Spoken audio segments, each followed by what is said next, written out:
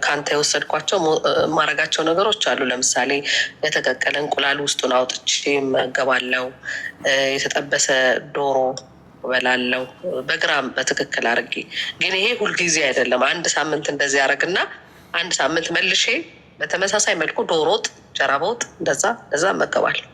መድኃኒት የግፊት ታዞልሽ ቢሆን አንዳንድ ቀን እየወሰድሽ አንዳንድ ቀን ታቆሚያለሽ? አይ አላቆም። አንዳንድ ቀን ዶዙን ጨመር እያደረግሽ አንዳንድ ቀን ዶዙን ቀነስ ታደርጊያለሽ? አላረግም። አየሽ፣ ማውራቸው ምግቦች የግፊት ምግቦች አይደሉም። ለማርታ ለሁለመናዋ በየቀኑ የሚያስፈልገው ምግብ ይሄ ነው ብዬ ነው የማውራው። በደንብ ሰመራይዝ አደርግልሻለሁ። በቂ ፕሮቲን እየበላሽ አይደለም። ቁልፍ ነገር አልኩሽ። አሁን ኮንፊውዝድ እንዳትሆኚ ነው። በተለይ ቁርስ ላይ አንድ ቀን ደግሞ እስክትመጪ ይኸውልሽ፣ ቁርስሽ ላይ በተለይ በቂ ለማድረግ ሞክሪ። ትልቁ ነገር ሰዎች የሚሳሳቱት ቁርሳቸው ላይ ነው። እንቁላል እንደሚበላ ይሰማሉ። 2 እንቁላል፣ ትንሽዬ ማንኪያ አይብ። እንደሱ አይሆንም። ቁርስ ላይ ይሄ ለሁላችሁም ነው። በደንብ አድርጋችሁ ለመመገብ ሞክሩ። የቀን ፕሮቲንሽ ላይ አትደራዘሪ ነው ያልኩሽ። ሁለተኛ ምግብሽ ላይ ቅባት፣ በተለይ ዘይት፣ ቅቤ አይብዛ ነው ያልኩሽ። ሶስተኛና ቁልፉ የነገርኩሽ ነገር በጣም ዝቅ ያለ ምግብ ነው እየበላሽ ያለሽው። ዝቅ ያለ ምክንያቱም አሳ ወይ ስጋ ወይ እንቁላል ከአትክልት ጋር ብቻ እየበላሽ ረዥም መንገድ ነው የመጣሽው። ያ የረሃብ መንገድ ነው። በቂ ፕሮቲን አላገኘሽም። ብታገኝ እንኳን ከአትክልቶች ጋር ብቻ ሊቀጥል ብለሽ ካልሽ ሰውነት ረሃብ አለ ብሎ ስለሚያስብ እንኳንና ክብደት ልትቀንሺ እዛው ጋር ስታክ ያደርጋል። ፋቱን ይዘዋል። ሌላው ሰውነትሽ ግን እየተጎዳ ይሄዳል። ቆዳ መሸብሸብ ይመጣል። ፀጉር መርገፍ ይመጣል። ጡንቻ መሟሸሽ ይመጣል። ከጎን ያለውን ካርቦሃይድሬት ቅድም እንዳልኩሽ 100 ግራም አካባቢ ከተለያዩ ነገሮች ቅድም ካልኩሽ እየጨመረመረ አድርገሽ እሱ ላይ ሞር አክቲቭ፣ ሞር እንቅስቃሴ፣ ሞር የጡንቻ ስፖርቶችን ጨምሪ ነው ያልኩሽ። አትርሽ ይሄንን። ይሄ ለሁላችሁም ነው። በተደጋጋሚም ማውራው በምክንያት ነው። አንድን ነገር በተደጋጋሚ የማውራው በራሳችሁ መንገድ እንኳን ምግብ የቀየራችሁ ሰዎች ለውፍረትም ሊሆን ይችላል፣ ለሃይፐርቴንሽን ሊሆን ይችላል፣ ለፋቲ ሊቨር ሊሆን ይችላል፣ ለየትኛውም ሜታቦሊክ ኢሹዎች ኦር ደግሞ ጤናችሁን ለማሻሻል ሊሆን ይችላል። መንገድ የጀመራችሁ ሰዎች ብዙ ጊዜ ጀስት ፕሮቲኖችን ወይ አሳ ስጋውን ከአትክልት ጋር ተጀምሩና በዛው ለረጅም ጊዜ መሄድ ትፈልጋላችሁ። እሱ መንገድ ብዙ ጊዜ አያስኬዳችሁም፣ ወደኋላ ይመልሳችኋል። ረሃብ ያሰቃያችሁና ልክ እንደገና መብላት ትጀምራላችሁ። ሆርሞኖች ሊዛቡ ይችላሉ፣ እንቅልፍ ሊዛባ ይችላል፣ ቆዳ፣ ፀጉር፣ ጥፍራችሁ፣ ጡንቻችሁ ሁሉ ነገር ሊጎዳ ይችላል እና በፊት የምትበሉትን ከበፊት ከምትበሉት ዝቅ የማድረግ ያ ዝቅ ማድረግ ደግሞ በጣም ከፍተኛ መሆን የለበትም ነው እያልኳቸው ያለሁት። በዛ መልክ አንደርስታንድ አድርጉ። እንቅስቃሴ ስቴፕ ካውንተር ለሁሉም ሰው ነው። ስቴፕ ካውንተር ይኖራችሁ ከ8,000 እስከ 10,000። ስኳርም ኖረ አልኖረ፣ ግፊትም ኖረ አልኖረ፣ ማንኛውም በጤናው መኖር የሚፈልግ ሰው በቂ ፕሮቲን ማግኘት አለበት። እዛ ላይ ስቴፕ ካውንተር ተጠቅሞ በደንብ መንቀሳቀስ መቻል አለበት። እዛ ላይ ደግሞ ቅድም እንዳልኳችሁ እንቅልፍ ላይ፣ ስትሬስ ላይ መስራት መቻል አለበት። ጡንቻውን ለመገንባት ጥረት ማድረግ መቻል አለበት። እነዚህ ከባድ የሚመስሏችሁ ሰዎች ምንም አይከብድም። አንዴ በደንብ በትክክለኛ መንገድ ምግባችሁን ብታስተካክሉ ቅድም ያልኳችሁ ወክ ራሱ ይመጣል። እንቅልፍ ያልኳችሁ ራሱ መልካም ይሆናል። ስትሬሳችሁ እንኳን ብዙ የሚያስጨንቋችሁ ነገሮች እየተረጋጉ ይመጣሉ። የጡንቻ ስፖርት ከባድ የሚመስላችሁ ሰዎች ሰውነታችሁን በትክክል አስቀድም ምግብ ይቀድማል ብያቸዋለሁ። ምግባችሁን ስታስተካክሉ ፈን የሚሆነው የጡንቻ ስፖርት፣ የክብደት ስፖርት መስራትም በጣም ቀላል ይሆናል። በዚያ መልክ አንደርስታንድ አድርጉ። በዚያ መልክ አንደርስታንድ ስታደርጉ ነው ነገሮች መልካም እየሆኑ የሚመጡት። ዋናው ነገር ከዚህ በኋላ አሁን አውርተን ላይፍ ስታይልሽን ስታስተካኪ ጉንፋኑም ቶሎ አይመጣም፣ ቢመጣ እንኳን አይቆይም። አመሰግናለሁ። ያው ረጅም ጊዜ ይከታተል ነበረ በዚህ በአንተ በምታደርገው እና ያው አንዳንድ ጊዜ በጣም እቀንሳለሁ፣ መልሼ ግን ቺት ስለማድረግ ተመልሼ ወደ ነበርኩበት እመለሳለሁ።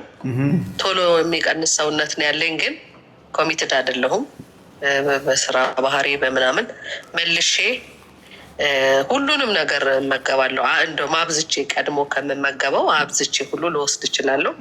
ይሄ በጣም የጎዳኝ ነገር ነው።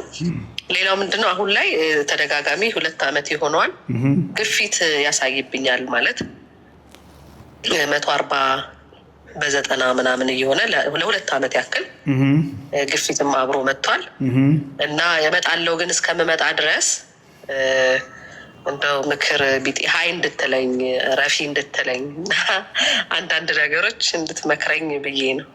ራስን አስታዋቂ፣ እድሜሽን፣ ክብደትሽን፣ ቁመትሽን። እኔ ማርታ ነው ስሜ። እድሜ 38 ነው። ቁመቴ 1 ሜትር ከ65 ነው። ክብደቴ አሁን ላይ 86 አካባቢ።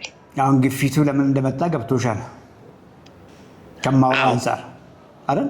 አዎ በደንብ። ግፊቱ የመጣው ውፍረትን ተከትሎ ነው ወይንም ቦርጭን ተከትሎ የመጣ ነው። እንግዲህ ግፊት ነው አንቺ የምታይሽ። ግፊት ካለ ደም ስሮች ላይ ጉዳት እየደረሰ ነው። ልብ ላይ ጫና አለ። ልብ እየታገለች ነው። ገብቶሻል? ሌላም ነገር እንደሱ አድርገሽ ትረጂ። ሌላው ቺት አድርጌ ያልሹ ይገባኛል። በፊት የማይበሉ ምግቦችን እንጀራ፣ ዳቦ መብላት ጀምሬ ነው እየመሰለሽ ያለው። አሁንም ቁልፍ ነገር እንድትይዥ የምፈልገው ትልቁ ነገር እነሱን መብላት አለመብላት አይደለም። ትልቁ ነገር በቀን የሚያስፈልግሽን በቂ ፕሮቲን ማግኘት ነው። እሱን ሳታጎይ እነዛ ምግቦች በአማረሽ ጊዜ ባስፈለገሽ ጊዜ በተለያየ አጋጣሚ እንጀራ ዳቦ መብላቱ እውነት ለመናገር ብዙ ነገርሽን ወደኋላ አይመልስም። በትክክል እያደረግሽ ከሆነ ምግብሽን ልይልሽ እንዳግዝሽ። በትክክል ማለው ያው ከአንተ የወሰድኳቸው ማረጋቸው ነገሮች አሉ። ለምሳሌ የተቀቀለ እንቁላል ውስጡን አውጥቼ እመገባለሁ። የተጠበሰ ዶሮ እበላለሁ በግራም በትክክል አድርጌ። ግን ይሄ ሁልጊዜ አይደለም። 1 ሳምንት እንደዚህ ያደርግና 1 ሳምንት መልሼ በተመሳሳይ መልኩ ዶሮ ወጥ፣ እንጀራ በወጥ እንደዛ እመገባለሁ። መድኃኒት የግፊት ታዞልሽ ቢሆን አንዳንድ ቀን እየወሰድሽ አንዳንድ ቀን ታቆሚያለሽ? አይ አላውቀውም። አንዳንድ ቀን ዶዙን ጭመር እያደረግሽ አንዳንድ ቀን ዶዙን ቀነስ ታደርጊያለሽ? አላረግም። አየሽ፣ ማውራቸው ምግቦች የግፊት ምግቦች አይደሉም። ለማርታ ለሁለመናዋ በየቀኑ የሚያስፈልገው ምግብ ይሄ ነው ብዬ ነው የማውራው። አየሽ፣ ያ ሲሆን ሰውነት በቂውን ነገር እያገኘ በመሆኑ ትርፉን ነገር ይጠቀማል። ስብን ነው እያልኩ ያለሁት። ሳትጎዱ ጠግባችሁ እየበላችሁ ሰውነታችሁ የታደሰ ስብ ይቀንሳል ብዬ እኮ የማውራው ይሄንን ነው። አንዳንድ ቀን ማድረግ ሌላ ጊዜ አለማድረግ ምንም ትርጉም የለውም። ቁልፉ ነገር ከመውጣትሽ በፊት በደንብ በኋላ ላይ አውራሻለሁ። በቀን ማግኘት የሚገባኝ ፕሮቲን ላይ አልደራደርም። እሱ አይጎልም ብለሽ እችን ጨብጠሽ ብትወጪ ዛሬ እውነት ለመናገር ብዙ ነገርሽ ይቀየራል። አገኘሽኝ በደንብ። ዛሬ ምን በላሽ? ዛሬ በላሽው ልይልሽ። ጠዋት እንቁላል ነው የበላሁት። ምሳ ሰዓት የተጠበሰ ዶሮ በልቻለሁ እና አጠገቡ ብሮኮሊ ምናምን አለው እና 1 ቁርጥ እንጀራ አለው። እንቁላል ያልሽው ስንት እንቁላል ነው? 2። ጠዋት 2 እንቁላል በላሽ። ሌላ ምን አለው ከአጠገቡ? እንቁላል ባዶ ነው የበላሁት። እንቁላል ባዶ ማለት 2 እንቁላል ብቻ ነው የበላሽው ጠዋት? 2 እንቁላል ባዶ። ቁርስ መሆኑ ነው? አዎ። ከናስኳሉ ነው? ከናስኳሉ ነው። 2 እንቁላል ስንት ግራም ፕሮቲን አለው? አሁን ራስ ዘነጋው እንጂ ያውቀው ነበር። ይሁን ችግር የለውም። 12 ግራም ፕሮቲን አለው። ማርታ ጠዋት ላይ ሚኒመም በትንሹ ነው ያልኩሽ፣ በትንሹ 30 ግራም ነው የሚያስፈልጋት ለሰውነቷ። 12 ግራም ሰጠች። አየሽ፣ አሁን ቅድም ያልኩሽ ዶዝ አየሽ፣ መድኃኒት ብታዝልሽ ዶዝ አለው አላልኩሽም? አንደርዶዝ ስላደረግሽ ሰውነትሽ ያስገድድሽ እና አምጪ በፊት ማቆም ምግብ ቢቢ እያለሽ እኮ እያስገድደሽ ነው። አገኘሽም? አሁን ጠዋት ላይ 5 እንቁላል አድርገሽ ቃሪያ ሽንኩርትሽን አድርገሽ ኦምሌት አድርገሽ በልተሽ ቢሆን ምሳ ሰዓት ላይ ሰዓቱ ራሱ መቼ 7 ሰዓት 8 ሰዓት እንደሆነ አታውቂም፣ አትጣደፊም፣ አትሳሳቺም። ተሳስተሽ ያገኘሽውን አትበይም፣ ረሃብ አያስጨንቅሽም። ምሳም ላይ ጠበስበስ አድርገሽ 1 ኪሎ ግራም አሳ ነክ ነገር በደንብ ቆንጆ አድርገሽ ከጎን ጎመን አድርገሽ ምናምን ጥግብ። እራትም ላይ እንደዛው አየሽ። እሱን አድርገሽ 1 ቁርጥ እንጀራ እያልሽ ዘቀቅሽውን ብታደርጊ ችግር የለውም። አሁን ሰውነትሽ የሚያስፈልገውን አልሰጠሽውም።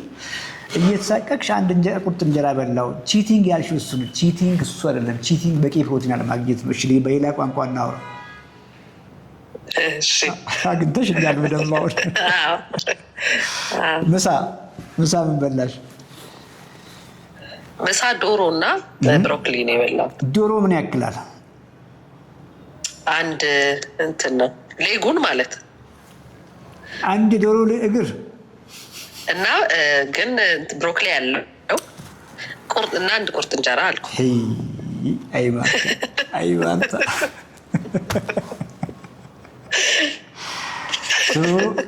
አየሽ እንትን ብለሽ አንቺ አሁን አንዳንዴ ደግሞ ምንድን ነው የሚሆነው? ራስን መውቀስ ይመጣል።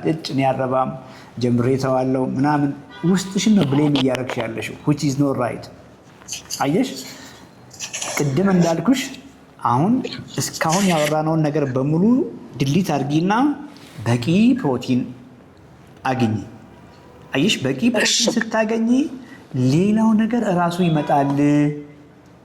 ይመጣል። ሃንገሩ ክሬቪንጉም ራሱ ይቀንሳል። ኢነርጂሽ ቆንጆ ይሆናል። ሞር ወክ ማድረግ ትችያለሽ። እንደሱ እንቁላል 2 ቀን አስኳል ችግር የለውም ላንቺ። ምናልባት ከ2 በላይ ሊድ ካልሽ ሌሎቹን አስኳል ብትቀንሺ ቆንጆ ነው።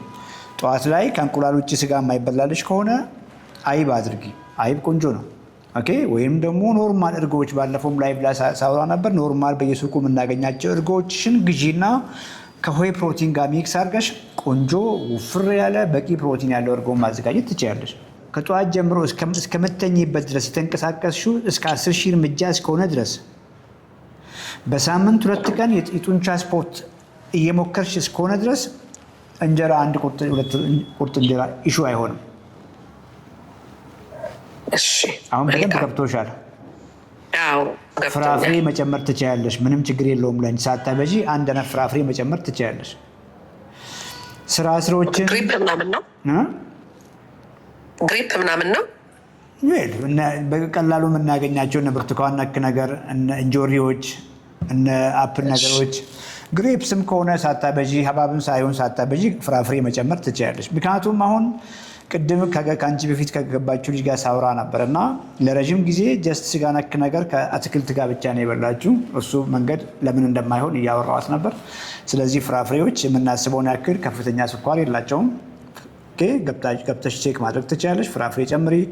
ከመሬት ስር ካሮት፣ ቀይ ስር ጨምሪ። ድንች፣ ስኳር ድንች መጨመርም ትችያለሽ። የተቀቀለ አድርገሽ ከፍሪጅ ውስጥ እያወጣሽ መጨመር ትችያለሽ። ጥራጥሬ፣ ምስር፣ ባቄላ፣ ቦሎቄ እነዚህን አድርገሽ ከጎን ማድረግ ትችያለሽ። ዘይት አታደርጊም። አንዳንዴ ነው ይገርመኛል። ምስር ስናዘጋጅ ጥራጥሬዎችን እኮ ስናዘጋጅ ቅባት ሁሉ እዛ ላይ እንጨምራለን። እሱን አታድርጊ። ቀቅለሽ እነሱን መመገብ ትችያለሽ። ቅድም ያልሽውንም እንጀራ ሳታበዢ መጨመር ትችያለሽ። ለምሳሌ እንጀራ የበላሽ ቀን ድንቹን ገታ ማድረግ፣ ጥራጥሬውን ገታ ማድረግ። አንዱን ካርቦሃይድሬት በቃ ዛሬ እንጀራ በልቻለሁ ያልሽ ጊዜ ጥራጥሬውን ለምን ታበዣለሽ? የዛን ቀን ስራ ስር ድንች ምናምኑ የዛን ቀን ገታ ማድረግ፣ ቅንጬ፣ አጃ፣ ሩዝ ምናምኖቹን የዛን ቀን ገታ መቀየር ትችያለሽ። እንዲህ እያደረግሽ መልካም። እሺ፣ ስለዚህ ግፊቱ በዛው ይቀንሳል ብዬ ላስብ። እንግዲህ የሰዎች ይቀንሳል። ከግፊቱ በፊት የሚሰማሽ ስሜት ያንቺ ለውጥ ልዩ ነው የሚሆነው። በመጨረሻም ኤግዛክትሊ ኬዚሽንም እያየው ስላልሆነ ከሐኪምሽ ጋር ተነጋግረሽ ምናልባት ግፊቱን ምግብሽን ቀይረሽ ደህና እስኪሆን ድረስ መድኃኒት መውሰድ ካለብሽ መውሰዱም ቆንጆ ይመስለኛል።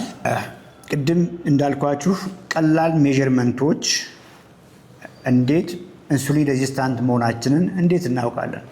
እንግዲህ የተለያዩ ምልክቶች አሉ። ሁልጊዜ የምናወራቸው ምግብን ክሬቭ ማድረግ፣ በልተን አለመርካት፣ ቶሎ ረሃብ፣ ከምግብ በኋላ እንቅልፍ ማለት፣ እነዚህ በሙሉ የኢንሱሊን ሬዚስታንት ምልክቶች ሊሆኑ ይችላሉ። ቆዳ ላይ የሚወጡ ነገሮች፣ ስኪን ታጎች፣ እነ አካንቶሲስ ኒግሪካንስ የምንለው የአንገታችን ሀብል በሚያልፍበት ጋር መጠቋቆር፣ ፊታችን ላይ የተወሰነ ቦታ መጠቋቆር፣ እዚች ጋ ምናምን መጠቋቆር፣ እነዚህ በሙሉ ምልክቶች ሊሆኑ ይችላሉ። እነዚህ ምልክት ናቸው።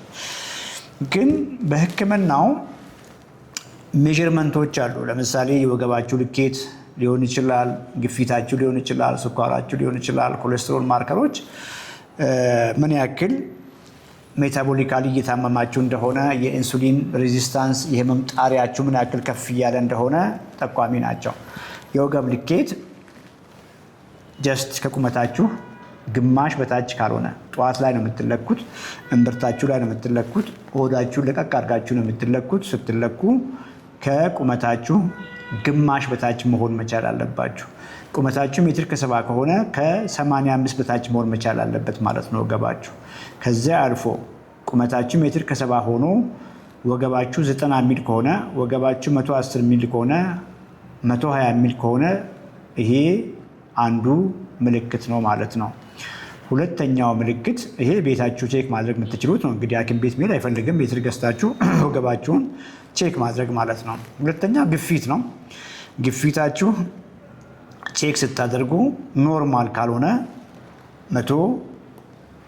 130 በላይ የላይኛው፣ የታችኛው ደግሞ ከ85 በላይ የሚሆን ከሆነ ፐርፌክት እንሆን ካልን የላይኛው ከ120 በላይ ከሆነ የታችኛው ከ80 በላይ ከሆነ ወይንም የግፊት መድኃኒት ላይ ካልሆናችሁ ወይንም ምን ማለት ነው? በሌላ ምሳሌ ግፊት በፊት ተገኝቶባችሁ መድኃኒት ላይ ኖሯችሁ ግፊታችሁ 110 በ70 ከሆነ ይሄም እንደ ክራይቴሪያ ይቆጠራል። ምክንያቱም ግፊታችሁ ኖርማል የሆነው በመድኃኒት ኃይል ነው ማለት ነው እና እሱም አንድ ክራይቴሪያ ነው ማለት ነው።